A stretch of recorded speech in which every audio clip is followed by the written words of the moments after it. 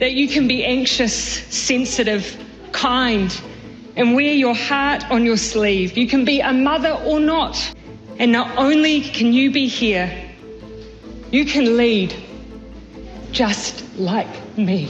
But really, really what emotional means is you feel things deeply, right? There's positive gifts to every emotion. So if we can stop, pay attention to what our emotions are telling us about us, and then act appropriately. Emotional intelligence quickly becoming a vital part of success in the workplace. Some will argue it always has been.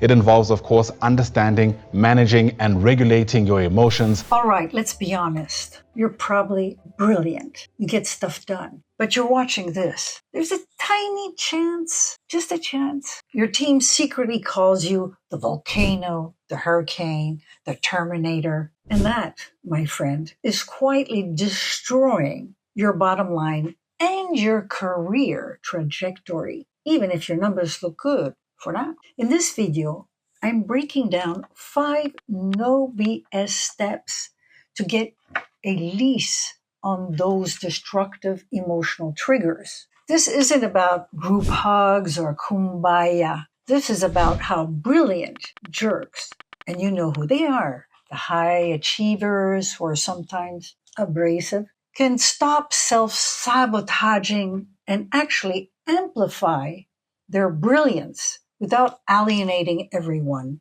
or blowing up the best opportunities. We're talking about turning emotional landmines into launchpads for better decisions and, frankly, making you even more effective and, dare I say, more liked, which, believe it or not, helps the P&L. And stick around to the end, because I'll share one mental flip that separates the truly elite executives from the ones who just bulldoze their way through, leaving a trail. Well, you get it. Look, I'm not a therapist, but I've seen enough smart people, VPs, founders, CEOs, shoot themselves in the foot with emotional reactions that cost them deals, talents, and sometimes their entire reputation. So if you're serious about maximizing your impact and minimizing the fallout, you'll want to grab a notepad or just, pay attention. So let's get started. Okay, first things first. You can't fix a leak if you don't know where the water leak is coming from. Most brilliant jerks are surprisingly clueless about specifically what lights their fuse. This isn't new age stuff or fluff. Way back, Daniel Goleman, in his book, Emotional Intelligence in 1995, hammered home that self-awareness is the absolute bedrock of managing yourself. If you don't know your triggers, you're just a puppet on emotional strings. Think about today's workplace. We're in this weird post-whiplash, constant low-grade anxiety about AI taking jobs, or at least changing them dramatically. And everything is agile, which often means chaotic. Your people are stressed. A 2024 Gallup study poll showed employees' stress remains high. One poorly managed outburst from you or I doesn't just demotivate, it sends people straight to their LinkedIn profiles to update them. Plus, with hybrid models, so much is via text, Slack, emails. It's a minefield for misinterpretations. That ambiguous message from your top salesperson, boom, triggered. The payout here is realizing your triggers are often predictable patterns, not random attacks. They're your personal kryptonite. Knowing them isn't weakness. It's like knowing the enemy's playbook. Suddenly, you're not surprised. You're prepared. An actionable bit. Let's do this. For 1 week, become an emotional detective. Keep a small note on your phone. Someone questions your data at a meeting and you feel that fire coming up, write it down. Junior analyst misses a deadline, write it down. What was the situation? What was the exact feeling you felt? What did you want to do? No judgment, just data collection. You'll see patterns, I guarantee you. All right, you spotted the triggers now. Now what? Your primal brain wants to go full Hulk. Your third quarter bonus wants you to not do that. This step is about creating that tiny critical gap. Viktor Frankl, a psychiatrist who survived the Holocaust, famously said something like, between stimulus and response, there is space. In that space is a power to choose your response. His book is Man's Search for Meaning. Check it out. For high-stake executives, that space is where careers are made or broken. We're living in an attention deficit economy and designed for instant reactions. So can't blame anyone for these instant reactions, but it's not strategic. The notification, breaking news, urgent but not important emails, your brain is trained for speed, not wisdom. Now add in the pressure of potential economic slowdowns, as some analysts are still predicting in 2025 or 2026. Search economic outlook on 2025 global. You'll see it there. And every decision feels magnified. Reacting on impulse when budgets are tight and markets are shaky. Bad combo. Think about reply all, email chains, or instant Slack wars. The speed of digital communication today basically removes that natural pause. You have to consciously build it back in. That micro pause isn't just calming down, it's retraining and retaining control. It's the difference between a career limiting outburst that gets screenshotted and shared and a measured response that actually solves the problem. It literally saving yourself from yourself. So two things. Science shows it takes about that long for an initial emotional chemical rush, like adrenaline, to subside a bit. Count to 6 seriously, okay? It'll give you time to regain composure. Second, for emails, Slacks that trigger you, institute a 10 minutes rule. Write the fiery response you want.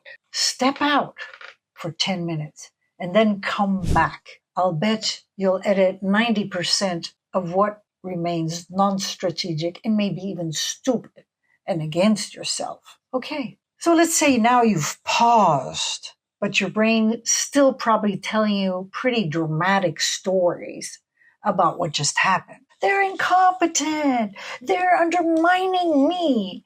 Time to challenge that inner drama queen. This is straight out of cognitive behavioral therapy. Folks like how our minds play trick on us. It makes us believe they aren't entirely true, especially when you're stressed. Your first interpretation is often the least charitable and the most ego-driven. In today's hyper-polarized world, amplified by social media echo chambers, we're almost trained to assume the worst intent. Now translate that to the corporate world. There's enormous pressure for innovation and quick pivots, especially with AI reshaping industries monthly. If your default is the new idea is a threat to my department, or this person is challenging my authority, you're reacting to a ghost story you wrote yourself. And you'll miss actual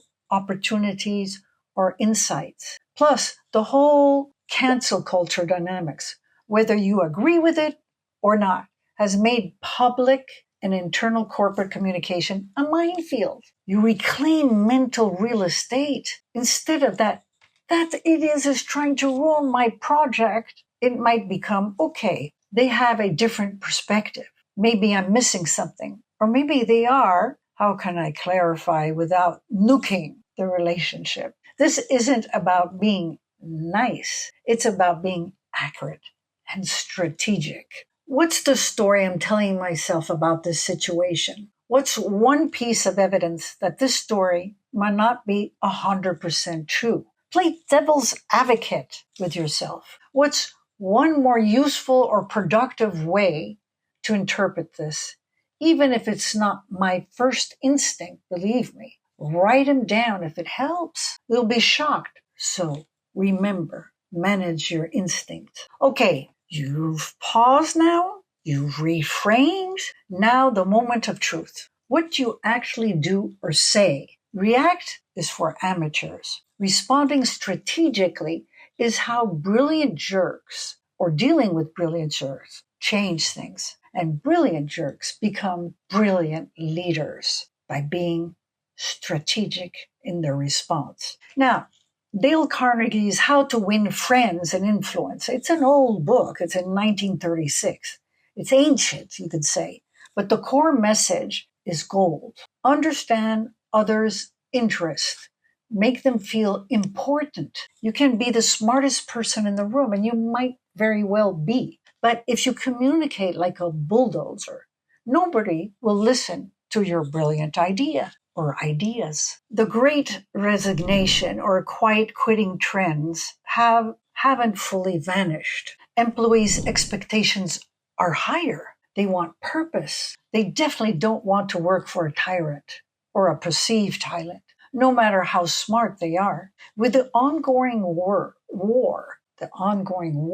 for specialized talent, particularly in the tech and AI, if you're a jerk, your best people will find someone else to be brilliant in a different job. You actually get what you want more often when you respond strategically. You're not just venting, you're influencing. Believe me, I had to learn the hard way. You're solving problems instead of becoming part of it. Your brilliance gets traction because people aren't too busy recovering from your damage you've instituted, and they don't hear your message. So before you open your mouth or type the reply, ask yourself, what is the one outcome I want from this interaction? Then tailor your response to achieve that outcome. Is it to clarify, to get information, to motivate, to correct an error constructively? Use the I statement about the impact on the project or goal,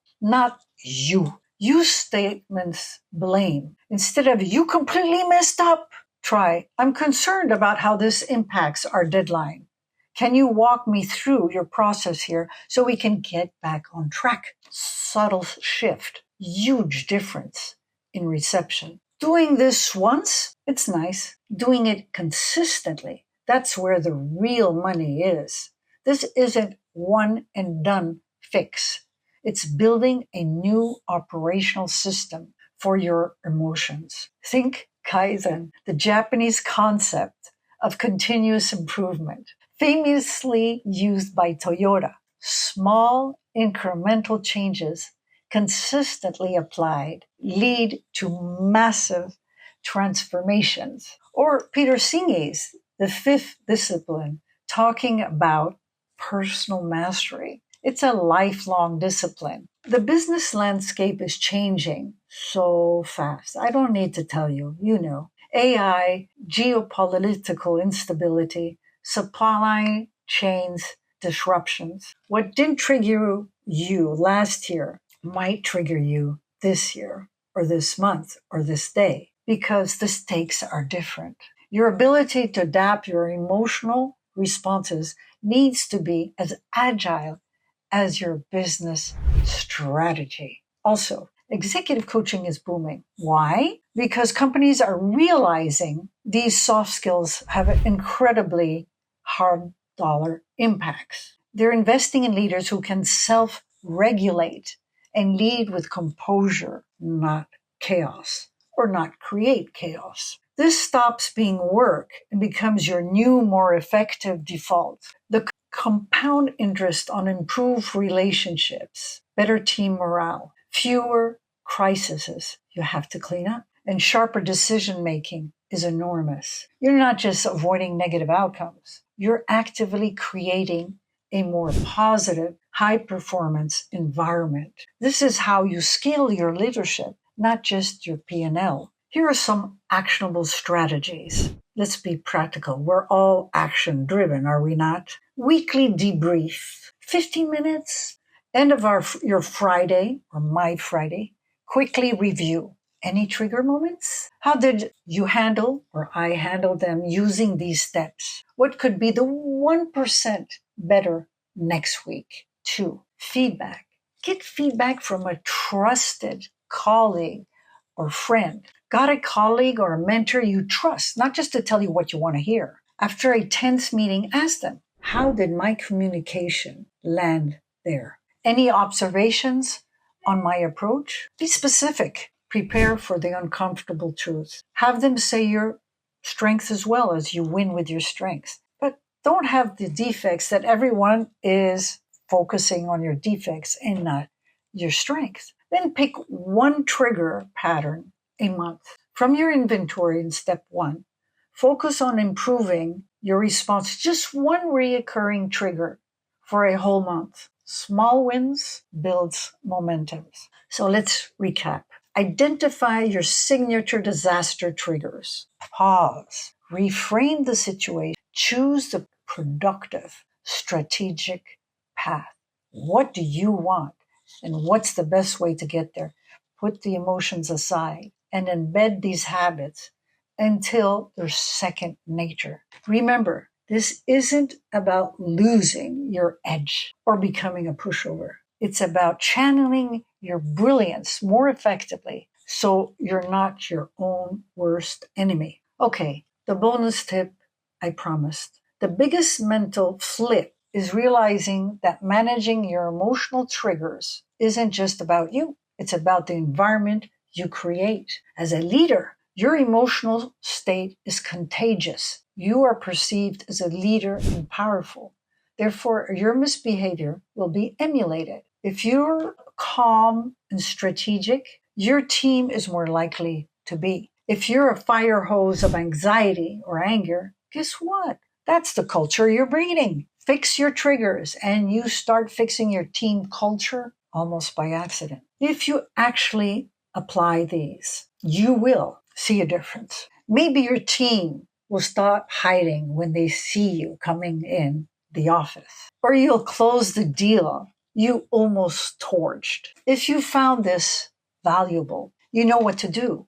Hit that like button and maybe even subscribe if you want the no-fluff strategies to get ahead. And drop a comment. What's the one trigger you have? I will share mine. And believe me, I do have some, whether it be in business or with my teenager daughter. You remember to be strategic, to get what you want in a positive, constructive way. If you find this valuable, comment and follow for more. Now, even if you master your triggers, you still have to deal with other people that haven't mastered theirs. So you can book a complimentary session and I will help you in every way I can. So see you on the other side at excellentexecutivecoaching.com.